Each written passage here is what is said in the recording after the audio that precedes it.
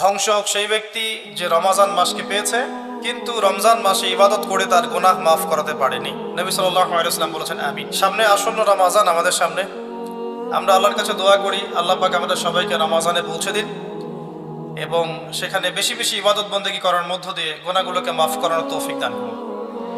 কিছু কাজ আমাদের এখন থেকে করা উচিত, যেমন রমজানের প্রস্তুতি নেওয়া উচিত মানসিকভাবে।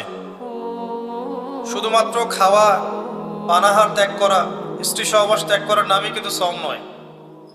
আল্লাহ পাকের সমস্ত নিষেধগুলো বর্জন করার নাম কিন্তু সওম। না খেয়ে থেকে কেউ যদি মিথ্যা কথা বলে, রোজা অবস্থায় কেউ যদি মিথ্যা কথা বলে, মাপে কম দেয়, গীবত করে, সুদ খায়, জেনা করে, দুর্নীতি করে, তার কি রোজা হবে?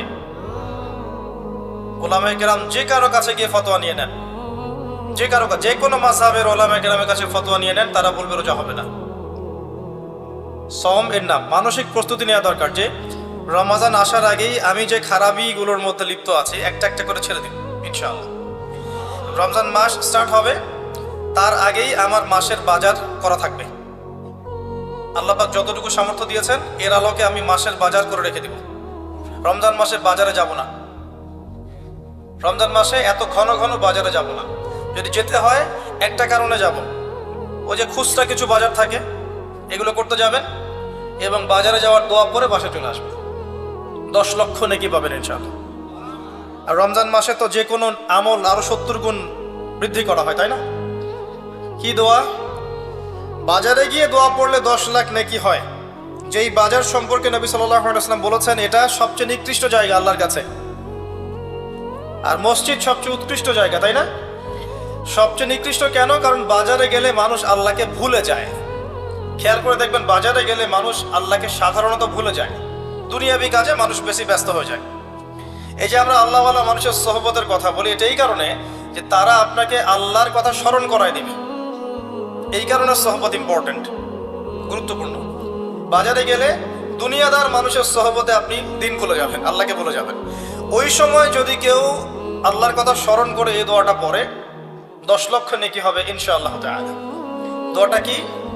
আমার সাথে পড়েন, লা ইলাহা ইল্লাল্লাহ ওয়াহদাহু লা শারীকা লাহ লাহুল মুলক ওয়া লাহুল হামদ ইউহয়ী ওয়া ইউমীত ওয়া হুয়া হাইয়্যুন লা ইয়ামুত বিয়াদিহিল খায়রু কুল্লুহু ওয়া হুয়া আলা কুল্লি শাইইন কাদির। খুব কঠিন। এই ফিজিক্স পড়েছেন না? Physics, chemistry, biology, medical science, বিবি, এমবিএ, ডক্টরেট, বিসিএস কোচিং, কত কি করেছেন। এখানে এর চেয়ে কঠিন পড়া পড়তে হয় নাই? সম্ভব। এগুলো সম্ভব না, এগুলো অবশ্যই করা উচিত। চেষ্টা থাকলে আল্লাহ পাক তৌফিক দেবেন ইনশাআল্লাহ তাআলা। তো রমজানের আগেই বাজার করে ফেলেন, ঈদের বাজার পারলে আগে করে ফেলেন। স্পেশালি বাড়ির মা বোনদের দিকে খেয়াল রাখবেন, এই যে ঈদ আসলে যেন এত বেশি বাজারে না যায়। ঈদটা কাদের জন্য? যারা রমাদান মাসে পরিপূর্ণরূপে সওম পালন করবে, আত্মশুদ্ধি অর্জন করবে, তাদের জন্য ঈদের খুশি। ক্বাদ আফলাহা মান তাযাক্কা ওয়া যাকারা ইসমা রাব্বিহি ফাসাল্লা। কাদের জন্য? যারা সারা রমজান জুড়ে নামাজ পড়ে নাই, তারাবি আদায় করে নাই, তিলাওয়াত করে নাই, সেহরিতে খেয়েছে 10টা আইটেম, ইফতারে 20টা আইটেম, এদের জন্য রমজান। রমজান মাসেও দুর্নীতি ছাড়তে পারেনি, সুদ ঘুষ ছাড়তে পারেনি, জেনা করেছে, ব্যভিচার করেছে, ঘুষ খেয়েছে, মানুষের সম্পদ আত্মসাৎ করেছে, এদের জন্য রমাদান। রমাদান আসলেই দেখবেন বাজারে পণ্যের দাম বাড়িয়ে দেওয়া হয়। কি জন্য ভাই? এই কাজটা কি গভর্নমেন্ট করে? ব্যবসায়ীরা করেন। কেন করেন? রমজান মাসে আপনার সুযোগ, আপনি মানুষকে কম দামে খাওয়ালে আল্লাহ আপনাকে অফুরন্ত নেকি দিবেন ইনশাআল্লাহ। বিভিন্ন মুসলিম কান্ট্রিতে গিয়ে দেখবেন রমজান মাসে বাজার নিয়ন্ত্রিত হয়, একদম প্রাইস কমে যায়। ইল্লা বাংলাদেশ, আমাদের এখানে দেখবেন প্রাইস রিচ করছে। এই প্রাইস রিচিংটা কারা করে? গভর্নমেন্ট করে? ব্যবসায়ীরা করেন। কেন করেন? সিন্ডিকেট কেন করেন? এই সময় কেন মাপে কম দেন? এই একটা সিজন ব্যবসা করে নেবেন এই জন্যে? এখানে যদি আপনি প্রকৃত মুমিন হতেন, মুসলিম হতেন, তাহলে আপনি জনগণের জন্য দাম কমিয়ে দিতেন এবং আপনারা মিলে সওয়াব অর্জন একটা মাধ্যম বানাতেন যে আজকে আমার একটা হোটেলে ব্যবসা আছে, আমি আজকে ইনশাআল্লাহ 10 জন রোজাদারকে ইফতার করব ফ্রি। করানো যায় না? এটা করলে আপনার রিজিক কমে যাবে? আল্লাহ আপনাকে যে রিজিক দিয়েছেন, একটা দানা না খেয়ে পৃথিবী থেকে যাবেন? যাবেন না। কি জন্য অন্যায় পথে যাচ্ছেন? মাল মজুত করে রেখে দিবে, মাল কিনা আগে থেকেই মজুত করে রেখে দিবে, যখন দাম বাজারে ইচ্ছা করে একটা সিন্ডিকেট তৈরি করার চেষ্টা করা হয়, মানব সৃষ্ট। তারপরে এরাই আবার চক্র বৃদ্ধি করে দামটা বাড়িয়ে দিল, মাশাআল্লাহ। আর জনগণ দেখবেন ওই যে চাল ডাল কেনার জন্য ট্রাকের পিছনে দৌড় দিচ্ছে। এই কৃত্রিম সংকট তৈরি করেছি আমরা। আল্লাহ পাক রিজিক দিয়েছেন অফুরন্ত আসমান জমিন থেকে, মানুষ এসব দুর্নীতি করে রিজিকগুলো নষ্ট করেছে। বিশ্বের বুকে একমাত্র দেশ, অনন্য একটা দেশ, যেখানে আল্লাহ পাক আসমান জমিনের বারাকার দরজা খুলে দিয়েছেন।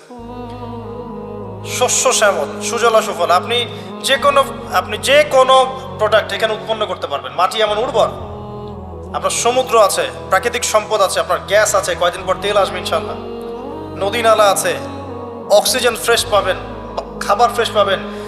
আমাদের প্রোডাক্ট যদি আমরাই খেতাম, খেয়ে শেষ করতে পারতাম না, জানেন?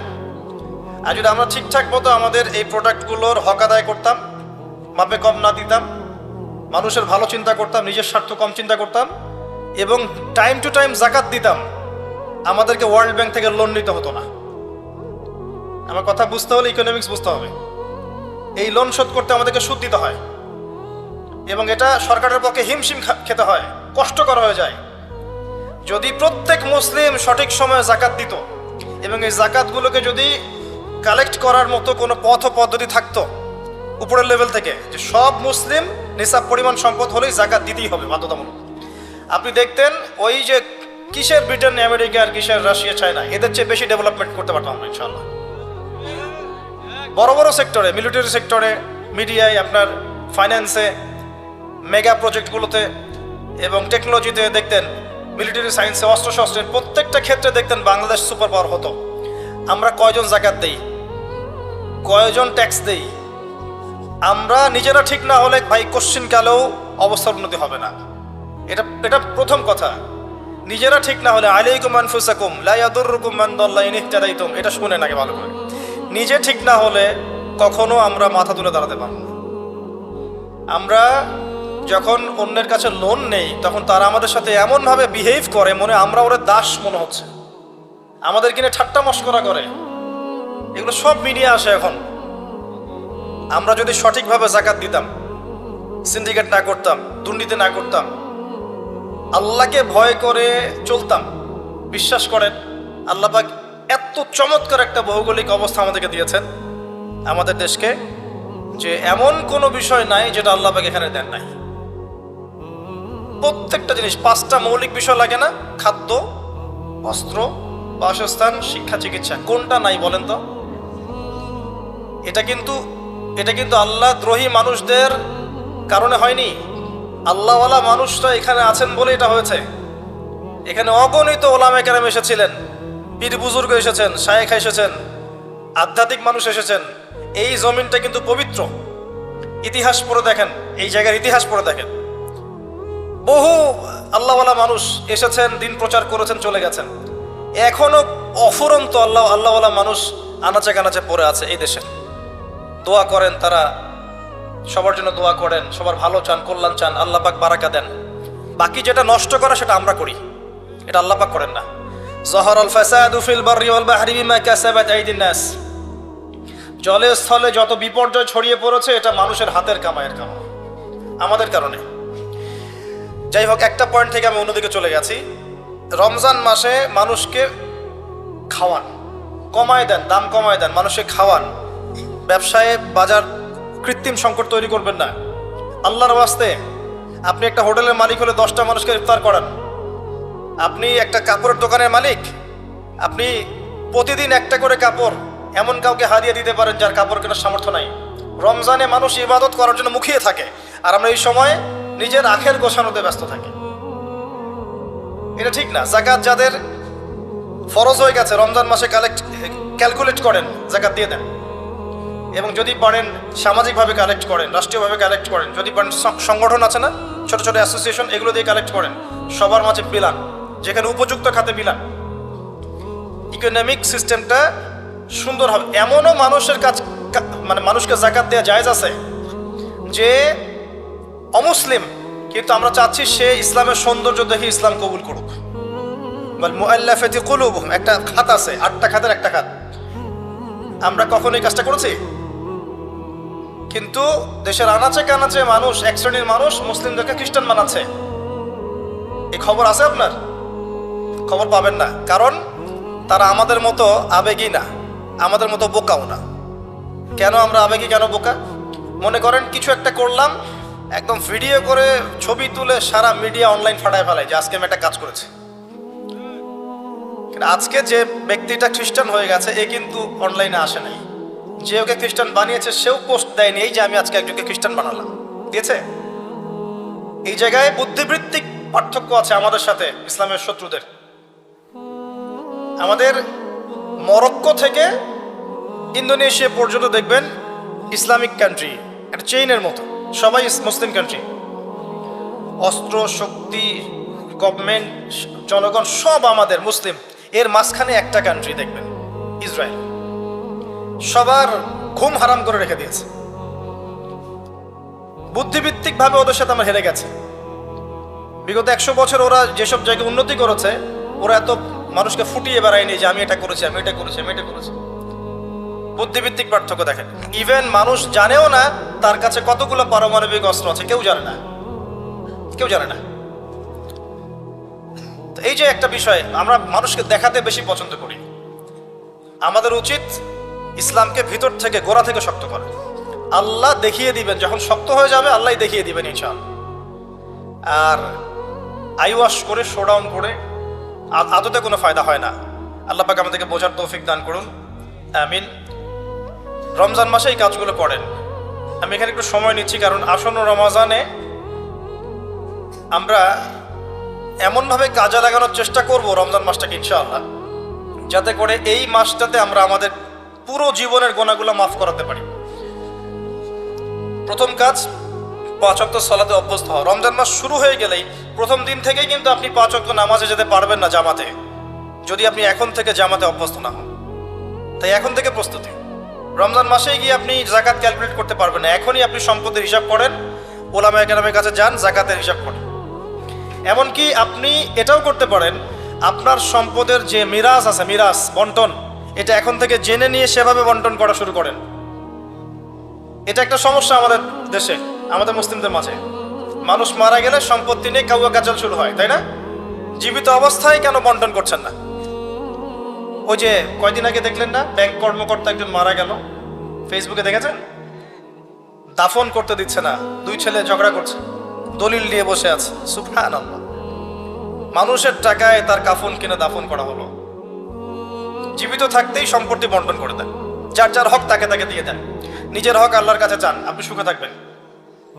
কারণ আমি বারবার বলি, মানুষ মানুষের অবস্থানকে ভালোবাসে, মানুষ মানুষের অবস্থানকে ভালোবাসে। আজকে আপনার অবস্থান ভালো, আপনাকে সবাই ভালোবাসছে, ঠিক আছে, কিন্তু আপনি যদি তাদেরকে তাদের প্রাপ্য না দেন, আপনার ইন্তেকালের পর তারা আপনার কথা নাও স্মরণ করতে পারে। আল্লাহকে ভালোবাসেন, আল্লাহর সন্তুষ্টির জন্য যার যার হক তাকে তাকে দিয়ে দেন, নিজের হক আল্লাহর কাছে চেয়ে নেন, আপনি সুখে থাকবেন ইনশাআল্লাহ। তো এই কাজগুলো রমজান আগেই করে ফেলেন, বাজার ঘাট করে ফেলেন। এটা আমি টিপস দিচ্ছি এই কারণে, বাজারটা অনেক বেশি সময় নষ্ট করবে আপনার। রমজান মাসে অনেক বেশি সময় আপনার বাজার খেয়ে ফেলবে। এই যে 1-1.5 মাস বাকি আছে, এখন থেকে কোরআন পড়া শিখে নেন। 1.5 মাস সময় লাগবে না ইনশাআল্লাহ, যদি আপনি আলেমের কাছে মাদ্রাসায় গিয়ে কোরআনের তেলাওয়াতটা শেখেন। রমজান মাসে প্রত্যেক দিন 1 পারা করে পড়বেন, পারা যাবে? 30 দিন 30 পারা, 1 মাসে কোরআন খতম, পারা যাবে না? নামাজ মিস দিবেন না জামাতের সাথে, আল্লাহ পাক তৌফিক দান করুন বক্তা শ্রোতা সবাইকে। এবং তারাবির সালাত মিস দিবেন না। তারাবির নামাজ কয় রাকাত এটা নিয়ে ঝগড়া করেন না, আপনি নামাজের কোয়ালিটি বাড়িয়ে দেন। নামাজটা একদম রাসূল সাল্লাল্লাহু আলাইহি ওয়াসাল্লামের সুন্নাহ মোতাবেক আদায় করার চেষ্টা করেন। নবী সাল্লাল্লাহু আলাইহি ওয়াসাল্লাম পা ফুলে যেত না, নামাজ পড়তে পড়তে পা ফুলে যেত না, দীর্ঘ সময় দাঁড়িয়ে থাকতেন। সবচেয়ে সুন্দর তেলাওয়াত যার, তাকে ইমাম করেন। সবচেয়ে সেরা হাফেজকে ইমাম করেন, যার তেলাওয়াত শুনলেই নামাজে মনোযোগ, নামাজে ফিরে আসে, এমন মানুষকে ইমামতির দায়িত্ব দেন। মুয়াজ্জিন যিনি হবেন সুললিত কণ্ঠের মানুষকে মুয়াজ্জিন বানান। আজান আল্লাহু আকবার শুনলেই কলিজা টানে মসজিদে নিয়ে আসবে এমন মানুষকে আপনি মুয়াজ্জিন বানায় দেন।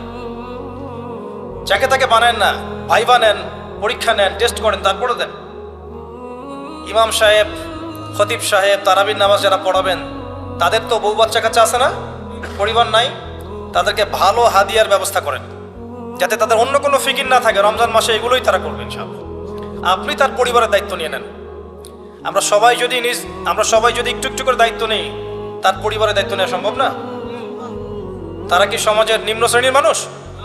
খায়রুকুম মান তাআল্লামাল কোরআন ওয়া আল্লামাহ। নবীজি কি বলেছেন?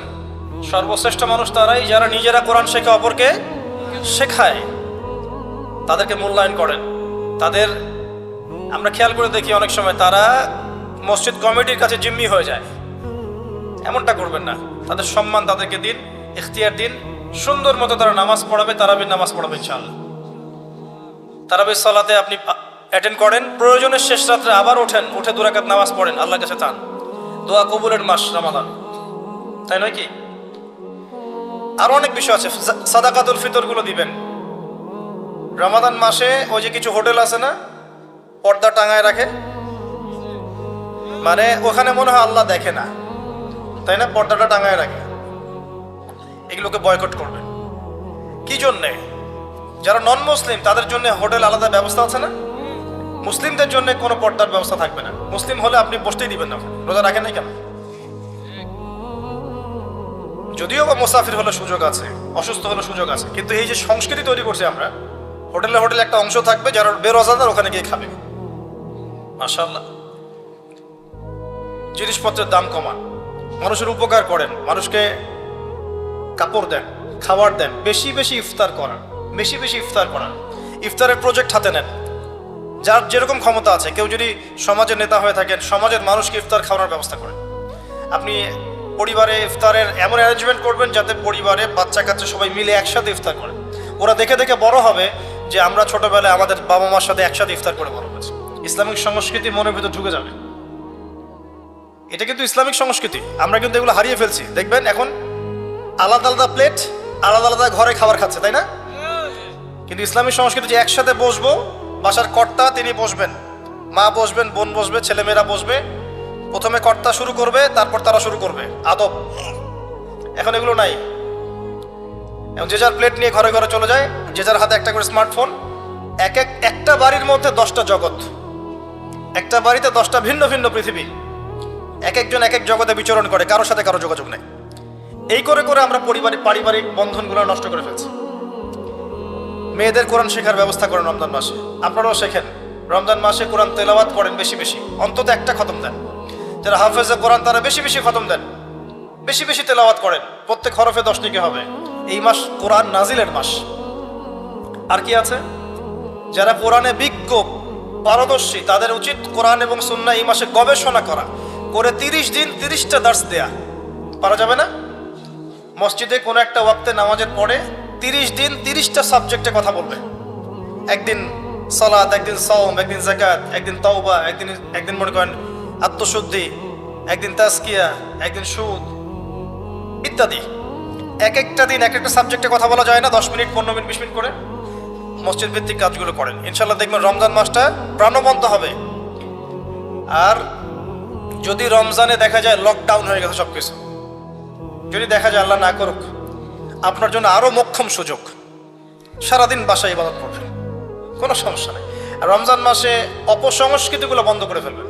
বাসায় এসব মুভিজ, তারপরে যে আপনার ডিশ অ্যান্টিনা কি কি আছে এগুলো আমি ঠিক বুঝি না, টাটা স্কাই কি কি জানি আছে না, এগুলো সব বন্ধ করবেন, এগুলো রাখবেন না। যদিও বা বাসায় একটা টিভি এখনকার ফোনের চেয়ে অনেক ভালো। কোন সেন্সে বললাম? আগে এমন ছিল যে বাসায় একটা টিভি আছে ডাইনিং রুমে, যেখানে সবাই একসাথে বসে টিভি দেখতো, তাই না?